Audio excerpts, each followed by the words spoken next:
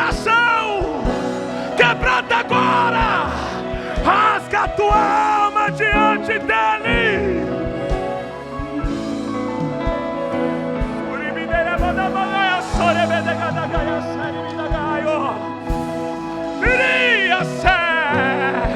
Aproveita para chorar, querido. Aproveita para ser renovado. O tempo oportuno é agora. O tempo oportuno é agora. Esse é o momento de Deus te renovar. Este é o momento de Deus te quebrantar. Dê liberdade. Não retenhas a obra do Espírito na tua vida.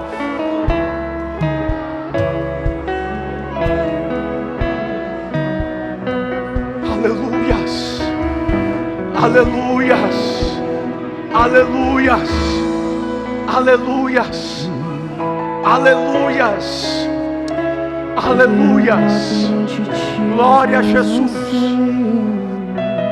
Eu quero saber se tem alguém que se afastou do caminho do Senhor. Cadê você que precisa voltar hoje para a casa do Pai?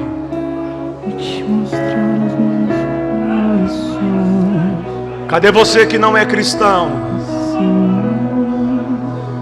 Jesus te chama hoje. Tu necessita de Jesus. De tudo que se tem ouvido, o dever de todo homem é temer ao Senhor. Jesus te convida para voltar para a casa dele hoje. Cadê você? Você que não é cristão, chegou o teu momento de levantar as suas mãos e aceitar Jesus como seu único e suficiente Salvador. Cadê a primeira pessoa? Jesus te chama hoje. Não vá embora sem a presença. Não vá embora sem Cristo. Não vá embora depois de participar de um lindo culto e Jesus ter ficado para trás. Não. Volta para Ele hoje. Volta para Cristo hoje. Cadê a primeira vida que se afastou de Cristo? Jesus está te chamando. Eu te chamo pela última vez, porque temos que encerrar o culto. Mas eu tenho algo a te dizer. Esse pode ter sido o último culto da tua vida. E quem te chama é quem te ama. Você pode estar olhando e dizendo: não é a minha hora, não é o meu momento, eu não tenho idade para isso. Se não fosse, tu nem estaria aqui nessa noite. É hoje, é agora. Essas portas se abriram a você como oportunidade para tu voltar. Oportunidade, ela vai e não volta. E Jesus te chama nessa noite. A primeira vida deu um sinal com as suas mãos, porque nós queremos celebrar com você este momento. Cadê você que se afastou? É um convite especial. Sim, haverá mudança de vida. Sim, haverá mudança de comportamento. Mas tudo será para um bem da tua alma. Porque tu necessita mudar. Tu necessita ser transformado. Cadê você? Tem alguém? Que o Senhor Jesus lhe deu uma nova oportunidade. Mas eu acredito piamente na iminência da volta de Cristo para a tua igreja. E ela pode ser hoje. Uma vida veio para Jesus, você pode celebrar Ele. Estenda suas mãos para cá, você poderia se alegrar por alguém que dobra os seus joelhos diante do altar.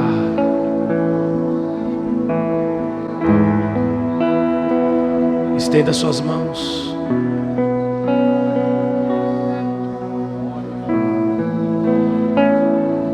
Deus, dá força a essa vida. Renova-o. Fortifica-o na tua palavra. Faça ele, ó Deus, constante e abundante na tua obra. Pai, que não venha cochear em dois pensamentos. Que o teu Espírito abra a sua visão, ó Pai. Que o teu Espírito guie. Que o teu Espírito ilumine a sua mente. Pai, a única coisa que eu posso rogar para Ele neste momento é: fortifica-o na tua graça. Limpa-o pela tua palavra. Limpa-o, Jesus.